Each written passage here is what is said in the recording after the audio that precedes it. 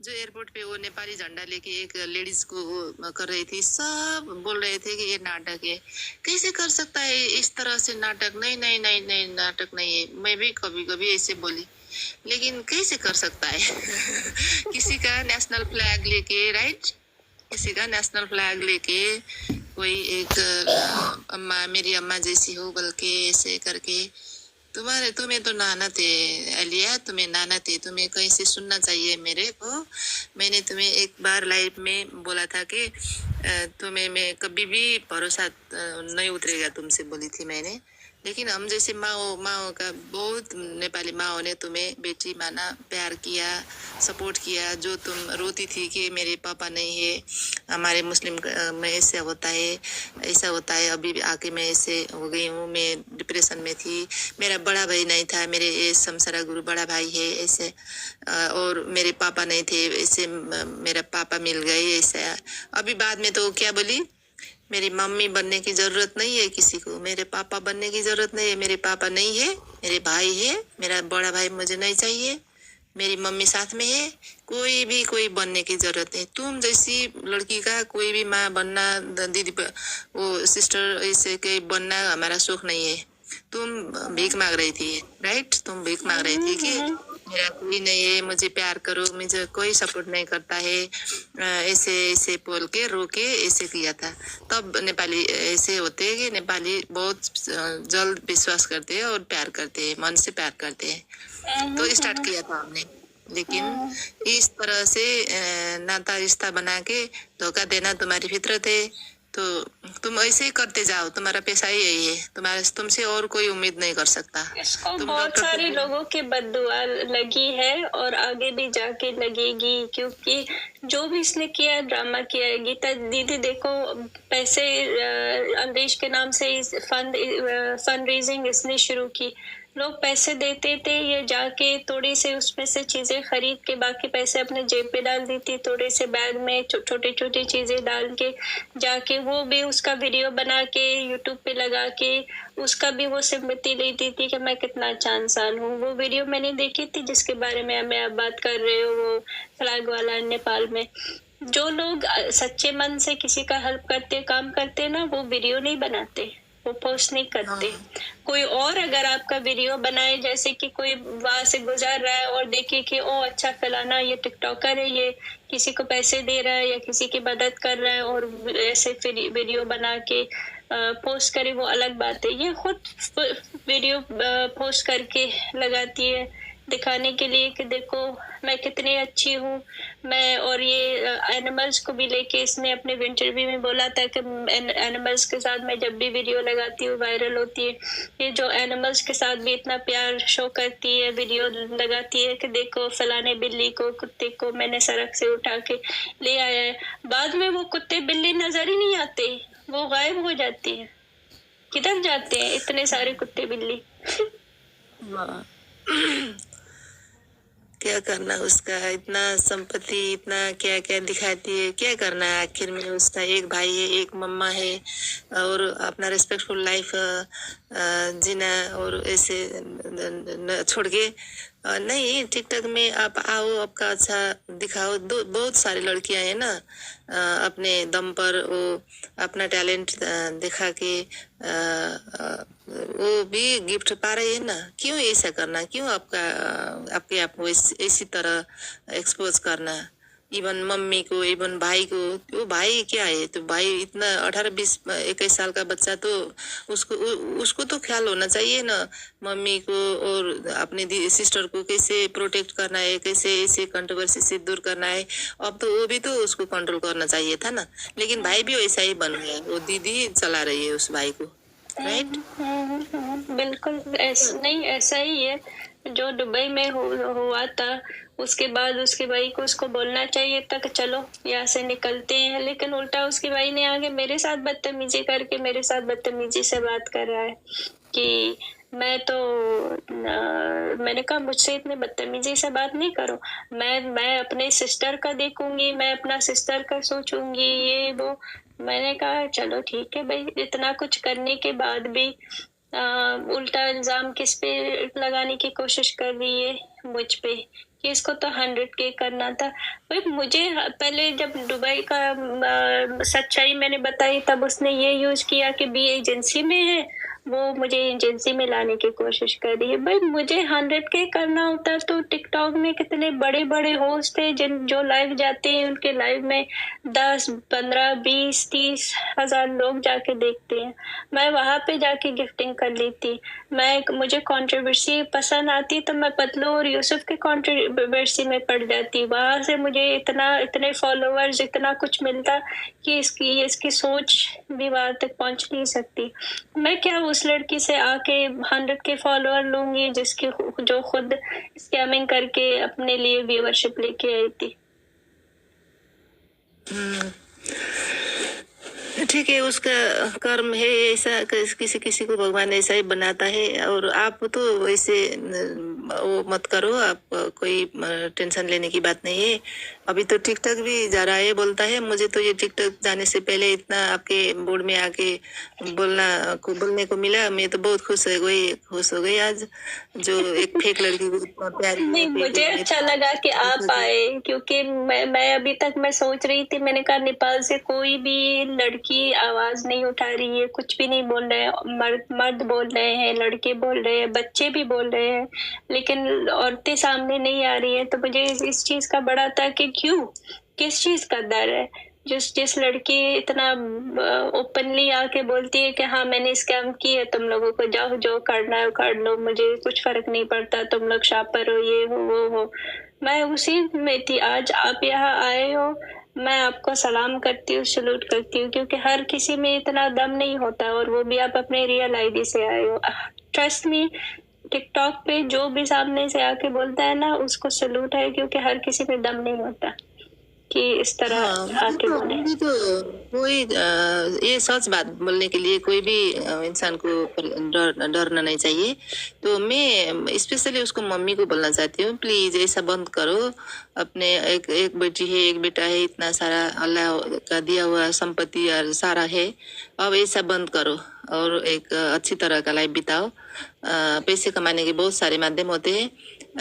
ये तो बोलते हैं ना, खुल्लम खुला प्रोस्टिट्यूट करने से भी बदतर है ये।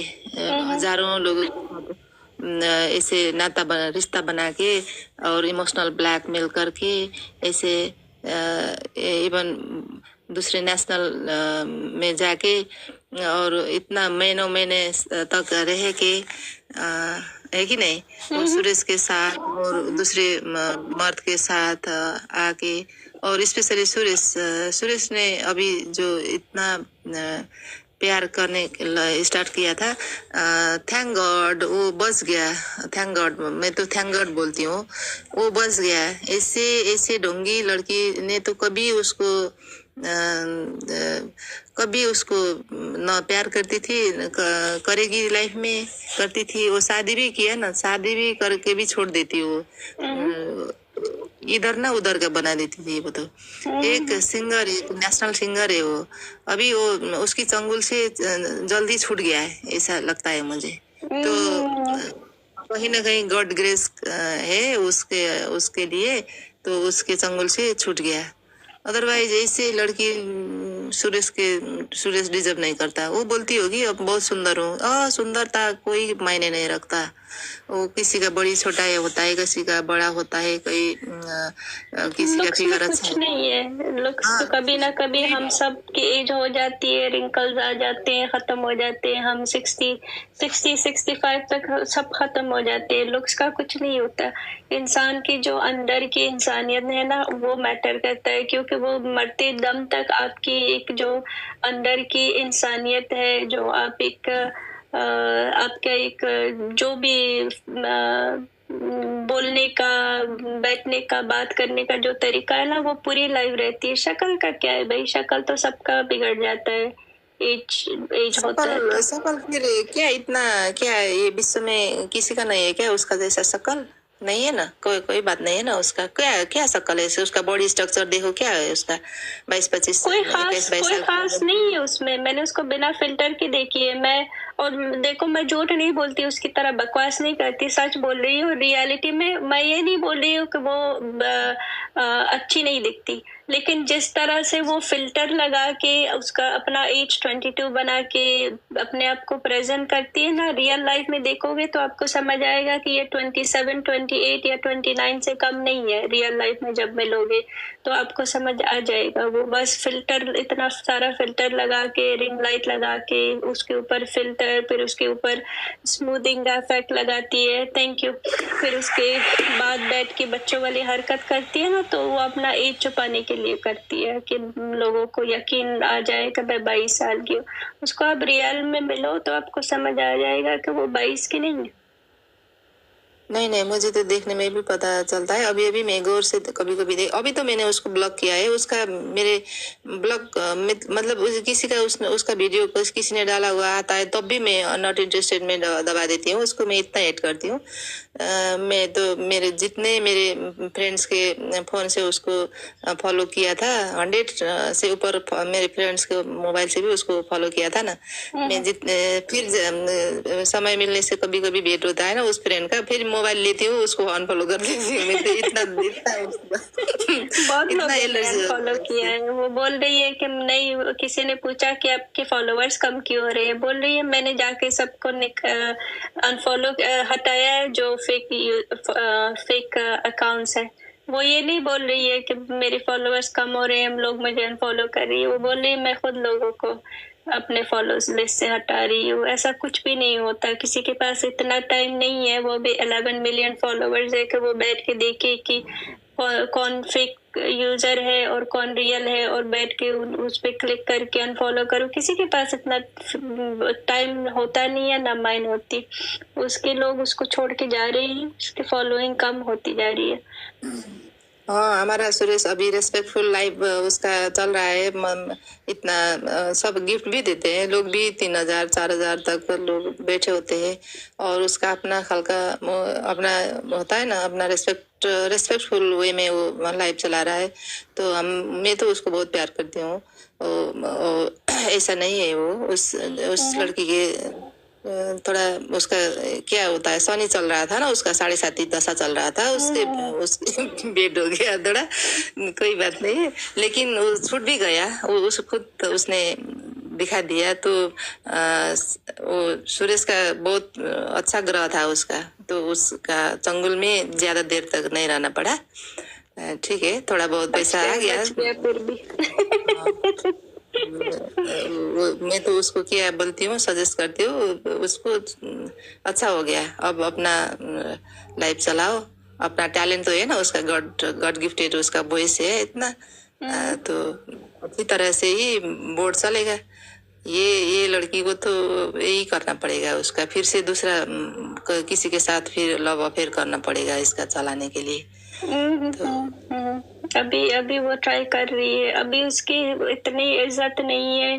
पहले इसको कितना इज्जत मिलता था आप लोगों की वजह से, मेरी वजह से, सबके गिफ्टरों की, आप व्यूअर्स की, अब सबकी वजह से इसको कितना एक टाइम पे इसको इज्जत मिलती थी कि कोई भी ऑपोजिट में बड़े बड़े होस्ट आके इसके साथ बैठते थे। अब देखो इसकी औकात का पहुंच गई है। हाँ, अपने औकात में पहुंच गई है। और बड़ी बोलती थी कि तुम नेपालियों की वजह से मेरा कुछ नहीं है, मेरा तो पहले भी व्यूअरशिप आते थे, गिफ्टिंग आते थे। अब जब से सब नेपाली हट गए हैं, जाके देखो मुश्किल से उसके साथ फूल भी ओपन नहीं होते अब। जब उसके नहीं, 2 ठीक मेन है। गिफ्टर्स आते हैं बस। वो मैं तो उसका हार ही मानती हूँ। जिस तरह उसने नेपाली लोगों को इतना ब्लैकमेल कर दिया, इतना लेडीज थे इतना प्यार करने वाली। वो मीना दीदी है, हमारी मीना सिस्टर है, मेरी तो बहन है। वो मीना सिस्टर बेचारी अपने घर में इसको महीनों महीने तक रख के इतना अभी भी वो निकल नहीं पा रही है। वो अभी भी सपोर्ट कर रही है।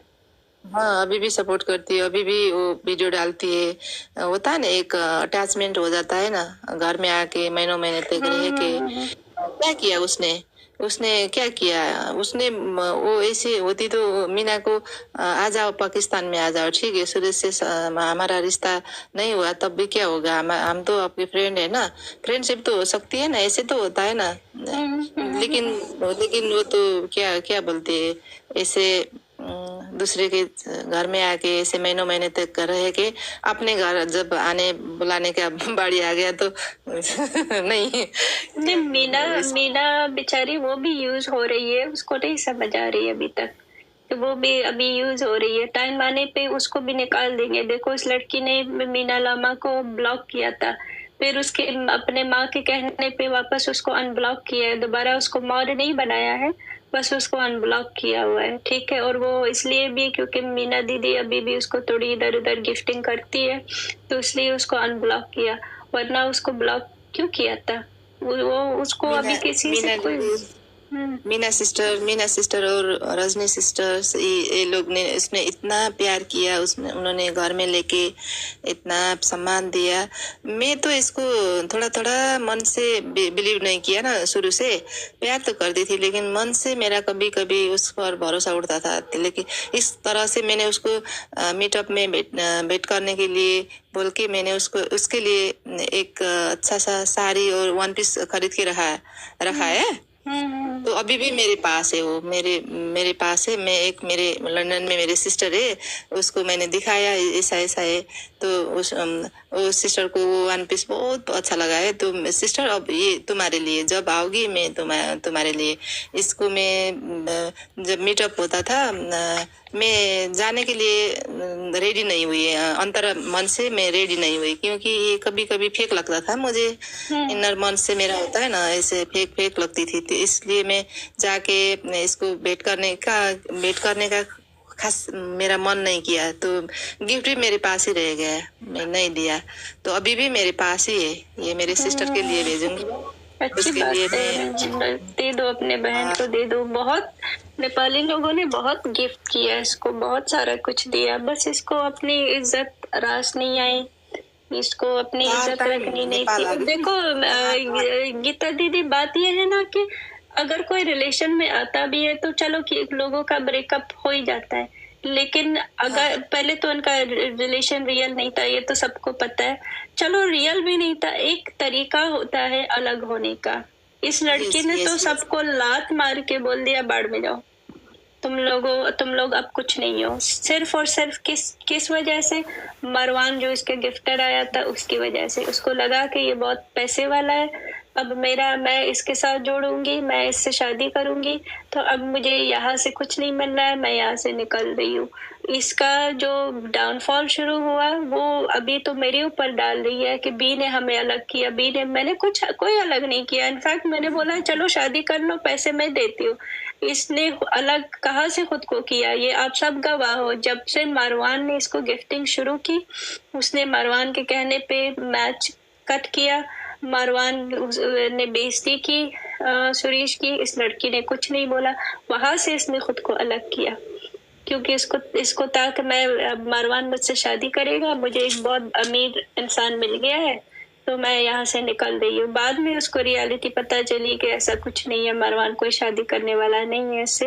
फिर इसने लात मारी, फिर आया राजा अमीर, इसको लगा चलो राजा अमीर बहुत अमीर है, मैं इसको, फिर उसने मरवान को लात मारी, फिर आके सबको फिर बोला कि मैं शादी कर रही हूँ, तुम लोगों के मुंह पे मैं थप्पड़ मार रही हूँ। अब देखो मुंह पे किसका थप्पड़ पड़ा है, वास पे भी कुछ नहीं हुआ ना, अपने बायो में वापस सिंगल पे आ गई। बोलने वाली थी आपको, जो होते हैं ना ब्रेकअप भी होते हैं, कोई रिलेशनशिप में आने से सबका सफल तो नहीं होता है ना। अभी तो ये पुराना जमाना नहीं है, हम तो अभी थोड़ा होता है ना, एजुकेटेड पर्सन है ना हम, तो रिलेशन में कोई आता है, लेकिन कुछ समय के बाद जब उसका असलियत एक दूसरे के सामने आता है तो रिलेशन में आगे बढ़ने का कोई फायदा नहीं है। ऐसे सोच के सेपरेट भी हो जाते हैं, सेपरेट हो जाने में भी बड़ी बात नहीं है ना, ठीक है, हम तो इसी तरह से लेते हैं। और इस तरह कैसे सेपरेट होना, ये तो 100% ड्रामा ही था ना। कभी कभी भी प्यार नहीं किया, ये बोलती है। प्यार जब नहीं किया तो इस तरह से ड्रामा कौन कर सकता है? Oh my God. चलो उससे नहीं किया छोड़ो, लेकिन बाकी जो नेपालियों ने अपने जी जान लगा के प्यार किया था, उनकी रिस्पेक्ट में तो ये आप लोगों के लिए तो सही रहती कि चलो ठीक है यहाँ पे नहीं हुआ, आप लोगों के साथ तो अच्छे रहती। सबको क्या बेइज्जती की कि तुम लोगों की डबल टैपिंग से मुझे फर्क नहीं पड़ता, चलो निकलो बाढ़ में जाओ, तुम लोग कौन होते हो, कोई मैं किसी के बाप से नहीं डरती, तुम लोग कुछ भी नहीं हो, कोई भी नहीं हो। मतलब जिन लोगों के लेवल को लेके मजाक उड़ाती थी कि तुम्हारा तो 2 लेवल है, तुम कौन होते हो कुछ भी बोलने वाले।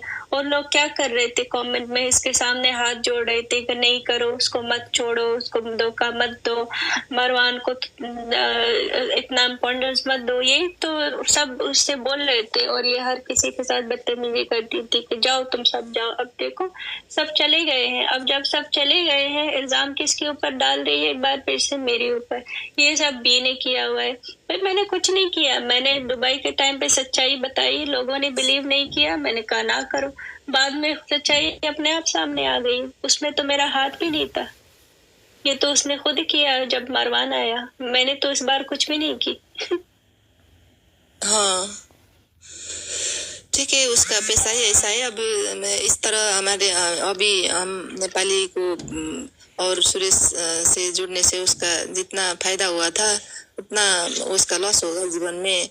कभी भी उसको ऐसे प्यार नहीं मिलेगा, क्योंकि नेपाली हजारों लाखों पीपल का उसने हार्ट ब्रेक किया है ना। तो अभी कभी भी उसको सच्चा प्यार तो नहीं मिलेगा। मैं बोलती हूँ उसको जीवन में कभी सच्चा प्यार कभी भी नहीं मिलेगा, कभी उसको उस पर कोई ट्रस्ट नहीं करेगा। उसको उसकी मम्मी को भी हमेशा लाइफ में सेम नहीं फील करना पड़ेगा उसको। तो मैं तो ऐसे बोलती हूँ, ऐसे कैसे आगे बढ़ना? हाँ क्यों, किस लिए? आखिर हम एक बार तो जाना ही है ना सभी को, तो क्यों फेमस होना इतना भी क्यों फेमस होना ऐसे करके? फेमस नहीं होना है उसको, बस पैसे चाहिए उसको, फेम से कुछ नहीं लेना। आप धोखेबाज हो तो धोखेबाजी बन के आप दिखाओ ना। ऐसे भी होता है, पैसा कमाने का तरीका होता है ना, एंटरटेनमेंट करने का दूसरा भी होता है नजरिया। ऐसे पीपल के साथ ऐसे इमोशनल होके सबको ट्रस्ट जीत के अभी मैं शादी कर रही थी, लेकिन उसका शादीशुदा है इसलिए बोल के रोके। ओ माय गॉड, अंत में जब वो एकल हो जाता है तब उसको इसी तरह लात मार के छोड़ देती है। उस 2-3 महीने तक गीता दीदी नीचे आपके लिए कमेंट आया है, कमाल बोल रही है कि गीता दीदी ने भी बी को बोलती थी कि झूठ बोलती है, उसने खुद आके मेरे सामने बोली है कमल कि एक बार मैंने भी आपको गलत समझा था, गलत बोला था। इसमें कोई शर्म वाली बात नहीं है कि लोग आके अपने गलती एक्सेप्ट करें।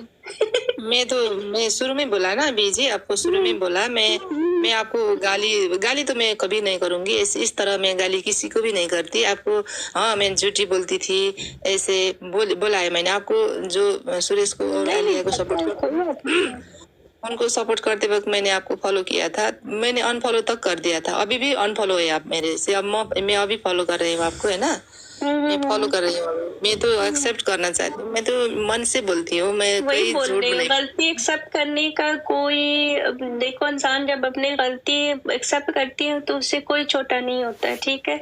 मुझे बहुत सारे लोगों ने आके अपनी गलती एक्सेप्ट की है, जिन्होंने गाली दी है उसने भी आके बोला है कि हाँ एक टाइम पे मैंने गाली दी है। अब मैं हर किसी को, मैंने उस टाइम पे भी लोगों को ब्लॉक नहीं किया, मेरे ब्लॉक लिस्ट में बहुत कम लोग हैं। क्यों? क्योंकि मुझे पता था कि लोगों को सच्चाई नहीं पता। जिस तरह से मैंने भी अलरीश को सपोर्ट किया था, जिस तरह से अलरीश के लिए मैंने भी लोगों से लड़ी थी, मैंने भी कुछ लोगों के साथ लड़ के बोलती थी कि नहीं अलरीश है जो इस लड़की के बारे में कोई भी आके गलत बोलता था, एक टाइम पे मैं भी लोगों से लड़ती थी। तो मुझे आप लोगों की जज्बात समझ आ गई थी। मैं कैसे आप लोगों पे उस बात को लेके गुस्सा करूं या आप लोगों से नाराज रहूं, जब मैं उसी चीज में खुद फंसी थी। एक टाइम पे जब मुझे सच्चाई समझ आया फिर मैं वहां से हटी। आप लोगों को सच्चाई समझ आया, आप लोग फिर साइड होके एक्सेप्ट कर रहे हो अपनी गलती। तो ये आपके लिए मेरे दिल में इज्जत इसलिए है अब क्योंकि आपने आके खुद अपने मुंह से बोला कि हाँ मैंने आपको गलत सोचा था, मैंने आपके बारे में गलत बोला था, गाली नहीं दी थी मतलब कि झूठ बोल रही है ये वो। इस चीज के लिए मैं आपके लिए रिस्पेक्ट कर रही हूँ कि आपने आके ये बात बोली। हर किसी में दम नहीं होता गाइस कि वो आके अपने गलती मान के बोले हाँ तुम ठीक थे हम गलत थे। वो इसमें आप लोगों का क्या कसूर? आप लोग खुद ही उसी जाल में फंसे थे जिस जाल में मैं फंसी थी। तो मैं कैसे इस बात को लेके आप लोगों के साथ नाराज रहूं या बोलूं नहीं तुम लोगों ने मेरे बारे में उस टाइम पे गलत बोला अब बाढ़ में जाओ। ऐसा तो नहीं होता ना। मैंने खुद बोला था उस टाइम पे कि जब सच्चाई सामने आएगी आप लोगों को समझ आएगा कि गलत कौन है और सही कौन है। बस नहीं नहीं, मैंने तो आपको शुरू में ही जो ऊपर आई थी तब भी बोला था। अभी अब मैं तो हाँ आपके आपने अगेंस्ट ही ऐसे बताया करके ही मैंने स्टार्ट किया था। मैं अभी भी बोलती हूँ, मुझे कोई शर्म नहीं है। मैं आपको भी झूठी समझी थी उस वक्त। और वो है ना, वो पाकिस्तान का एक था ना, वो शोएब शोएब करके एक, उसको उसको मैंने फॉलो किया था, लेकिन मैंने अनफॉलो कर दिया, आपको अनफॉलो कर दिया। और जो नेपाली भी एलिया को बुरा भला कहते थे, उसको भी मैं अनफॉलो और कर देती थी। मुझे पता है ये पूरा। मैं एक्सेप्ट करती हूँ। मैं तो इसे झूठ बोल के मैं कभी भी आपके खिलाफ नहीं गई, मैं नहीं बोलती हूँ। लेकिन मैं खिलाफ गई तब भी मैंने ऐसे वल्गर वर्ड्स यूज करके किसी को भी नहीं बोलती। अभी भी मैं किसी को भी इस तरह से नहीं बोलती हूँ। जो आपने बोला, हमारे कितने सारे बोर्ड खुल जाते हैं आलिया और सुरेश के लिए बोलने के लिए, लेकिन वो ऐसे ऐसे बोलते हैं कि बहुत साड़ा साड़ा बोल जाते हैं ना, वो वल्गर वर्ड्स और यूज करते हैं। ये मुझे पसंद नहीं है, इसलिए मैं उधर नहीं गई थी। एक दिन मैं यांगी के बोर्ड में गई थी तो मेरा बहुत सारा वीडियो बिगाड़ के लगा दिया पीपल ने, लेकिन मुझे कोई फर्क नहीं पड़ता। राइट, अभी अभी आपके बोर्ड में आ गई हूँ। मेरा मन का बहुत सारा था ना, एक प्रकार का। ऐसे उसकी मम्मी को मुझे जरूर बोलना था, ये कभी से वो सुनना चाहिए। ऐसे आपकी बच्चे न बिगाड़ो, ऐसे खुद मम्मी बिगड़ो, कोई बात नहीं है ना। बच्चे के लिए मम्मी भी बिगड़ जाते हैं कभी, उसका मजबूरी होता है। लेकिन उसका कोई मजबूरी नहीं है, उसका संपत्ति सारा है, तो मजबूरी कोई भी नहीं है। क्यों इस तरह बिगड़ना? और पैसे के लिए ऐसे ऐसे फेमस क्या? अभी तो गुमनाम में जीना पड़ेगा ना फिर। खै वो कहाँ गई वो शोएब, आयशा शोएब तो अभी तो गुमनाम जैसी है ना। कल अम्मा अम्मा नेपाली सब लोग इतना सब सिंगर लोग जाते थे, और सुरेश की वजह से सिंगर लोग जाते थे। अम्मी जी बोल के वो बहुत सारा रेस्पेक्ट करते थे। हमारे ये न्यू कमर्स सिंगर्स होते हैं ना, वो सारा जाके उधर अम्मी जी बोल के ऐसे प्यार करते थे, इससे रेस्पेक्ट करते थे। उसको तो नेशनल मम्मी ही बना दिया था ना नेपाली लोगों ने। लेकिन अभी अभी कहाँ है वो मम्मी जी? गुमनाम हो गई ना। जिस तरह से वो आगे आई थी, जिस तरह उसकी छोरी बच्ची ने, उसकी बेटी ने उसकी मम्मी का नाम रोशन किया था ना, अभी उसी तरह से उसको वो गुमनाम भी कर दिया। ऐसा ऐसा क्या उस फायदा? टाइम पे पैसे लूट रहे थे सब ना नेपालियों से, इसीलिए आए। अब उसका पूरा फैमिली, बाकी भी फैमिली लेके आ गई थी ना बाद में, अपने कजन सब। लेकिन सच्चाई सामने आ गई तो सब पीछे हट गए, वरना तो वो अपने हर एक फैमिली को लेके आ गई थी कि इनको भी सपोर्ट आए, पैसे आए, मिल मिल जुल के खा लेंगे। लेकिन देखो ऊपर वाला मेहरबान है। सच जो है ना गीता दीदी, सच कभी आप छुपा नहीं सकते। कुछ टाइम तक आप सच को दबा सकते हो, लेकिन सच्चाई हमेशा सामने आती ही है। आप कभी भी सच्चाई को नहीं छुपा सकते। ये एक रियलिटी है लाइफ की कि जितना भी कोशिश करो आप सच नहीं छुपा सकते। अभी वो हमारे जीवन से चली गई, हमारे नेपाली लोगों की मनस्थिति से चली गई। अब हम सब उसको पहचानने लगे, है ना, पहचान गए। लेकिन उसने अपना शो कर दिया, ऐसे कर दिया कि होता है ना, स्लोली जाते हैं पीपल। तो उसने तो एक बार में ही, एक झटके में ही वो मरवान के लिए इस तरह से उसका सुरेश का इग्नोर किया। जो बोलता था मरवान वही करती थी वो लाइव में आके। और वो मासूम बोल के एक बोर्ड चलाता था, एक मासूम होता था ना। वो मासूम अभी भी है। हाँ, वो कौन था? वो बहुत सुरेश को डोमिनेट करता था, ऐसे है ऐसे है, कभी भी प्यार नहीं किया था आलिया ने। वो तो आलिया जैसी का प्यार चाहिए भी नहीं सुरेश को। ओके, हमारे नेपाल में बहुत सारी खूबसूरत लड़कियां हैं, उससे ज्यादा तो वो अस्मिता बहुत सुंदर थी, वो आलिया से बहुत ज्यादा वो सुंदर सच में बहुत सुंदर थी, ये बात बिल्कुल सही है। और वो बेचारी, उस बेचारी के साथ इस लड़की ने क्या किया हम लोगों को पता भी नहीं है। उसने अपने आप को, ये इस दुबई टाइम से इस लड़की ने अपने आप को बचाने की कोशिश की कि किसी ना किसी तरह नेपालियों की सिंपैथी लेके यहाँ से सुरेश से अलग हो के अपने लाइफ चलाए और लोगों को बेवकूफ बनाए, लेकिन वो अपने अपने मंसूबे पे कामयाब नहीं हो पाई। ये इसकी बीवी को भी टिकटॉक पे लाने वाला यही था। इसने मुझे वॉइस नोट सुनाए थे जब मैं दुबई में थी। वो बेचारी रो के इसको वॉइस नोट सेंड करती थी कि मेरा घर बर्बाद नहीं करो, बस करो। और यहाँ से ये क्या उसको मैसेज करती थी, दम है तुम में तो आके लेके जाओ उसको, दम है तुम में तो आके दिखाओ तुम क्या कर सकते हो। तो फिर वही हुआ, वो बेचारी मुझ तक पहुंच गई, मेरे सामने आके मुझे बोली कि मेरे घर बचाओ वरना मैं खुदकुशी कर लूंगी। फिर वो टिकटॉक अपना अकाउंट बनाया, फिर टिकटॉक पे आ गई। उसको लाने वाला भी यही लड़की थी, इसने ही उसको बार बार वो दिया था कि दम है तो आओ ले जाओ, कुछ करो, कर सकते हो तो आओ करो। तब जाके वो उसकी वाइफ आई। ये सारा गेम खेलने वाली सब कुछ जो भी आप लोगों की आंखों के सामने हुआ है ना, ये सारा गेम उसी लड़की ने चलाई है और किसी ने नहीं चलाई है।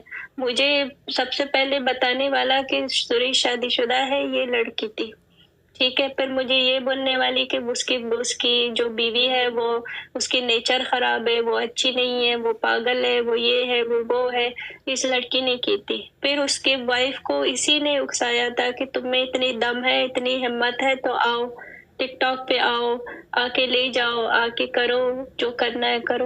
ये सारा खेल रचाया उसी ने है, लेकिन गलती किसकी है? बाकी सब की है सिवाय उसकी। चलो छोड़ो, वो कोई फायदा नहीं है उन बातों का। लोगों को समझ आ गया, जिनको समझ नहीं आया अभी थोड़े से लोग हैं जिनको अभी भी बातें नहीं समझ आती, लेकिन टाइम के साथ साथ उनको भी समझ आएगी। एक बार इस लड़की को किसी और से कनेक्ट होने दो, ये थोड़े से जो नेपाली बच्चे इसको सपोर्ट करने के लिए ये खुद उनको लात मार के निकाल देंगे। ये बात भी आप लोग याद रखना। मैं टिकटॉक पे रहूं ना रहूं, मेरी ये बात याद रखना, जो थोड़ी से रह गए हैं टाइम आने पे ये उनको भी लात मार के निकाल देगी खुद। वो इसका अब मुझे तो कोई उसका दिलचस्पी भी नहीं है। वो एक टॉक्सिक चली गई हमारे, हम उसको मैं अपने आप को खुद बेवकूफ मानती हूँ, क्यों ऐसा उस पर भरोसा करना है ना। लेकिन ठीक है, हमारे मैं तो सुरेश की उससे पहले ही सुरेश की फैन थी मैं। वो जो वो थी ना, वो आई थी उसके बहुत सारे पहले, जो वो टिकटॉक में शुरू में आया था, क्योंकि वो तो नेपाल का पहले से एक अच्छा सिंगर था, उसका अच्छा गाना पहले से हिट था ना, इसलिए हम उसको वॉइस को पहचानते थे। जब टिकटॉक में आया तो मैंने वो आने के 1-2 दिन बाद ही मैंने उसको मैंने फॉलो किया था। तो मैं अभी भी उसको सपोर्ट करती हूँ। सपोर्ट मीन्स मैं कोई गिफ्ट तो नहीं देती हूँ, मैं ऐसे टिकटॉक नहीं चलाती हूँ, लेकिन जाती हूँ, मैं व्यूअर्स बनती हूँ, उसको टैप टैप करती हूँ, ऐसा ही मेरा। वो एक सपोर्ट है। किसी के लाइव बैठ के देखना भी अपने आप में एक सपोर्ट है, क्योंकि लोग वही जाके गिफ्टिंग करते हैं जहाँ पे व्यूअरशिप नजर आती है। हाँ, वही हूँ मैं, एक सच्चा व्यूअर्स है हूँ अभी तक। जितने तक रहेगा उतना ही तक मैं उसकी सपोर्ट करते रहूंगी, व्यूअर्स रहूंगी। ऐसा प्यार करती हूँ मैं, सच्चा प्यार करती हूँ उसको। मुझे फ्रॉड भी नहीं आता। सुरेश फ्रॉड भी नजर नहीं आता मुझे कभी भी। मैं जो चाहे, जिसने जो बोला मैं उसको ट्रस्ट करती हूँ और प्यार करती हूँ। उसका अच्छा वॉइस है ना। अभी वो साउथ कोरिया जा रहा है अभी उसको प्रोग्राम के लिए, है ना। अब ऐसे उसका मैं और कंट्री में भी उसका प्रोग्राम हो, ऐसे जाए, ऐसे चाहती हूँ उसका। एकदम से मैं उसकी क्या कभी भी उसकी बुरी नहीं चाहती हूँ मैं। लेकिन ये आलिया निकल गई, ठीक है, हमारे यहाँ से, जो इतनी अपने अपने हरकत से ही निकल गई, अच्छा है ना। किसी को ऐसे करके छूट छूट गया बोलना नहीं पड़ा, वो खुद ही उसने अपना असली दिखा के चली गई ना, तो अच्छा हुआ। किसी को भी कोई कोई नेपाली किसी को ब्लेम करते हैं तो वो बेवकूफी होगी। वो खुद तो अपना हरकत दिखा के, इसी बुरी तरह हरकत दिखा के अपना दिखा दिया, उसने अपना औकात दिखा दिया। वो किस तरह की लड़की है बोल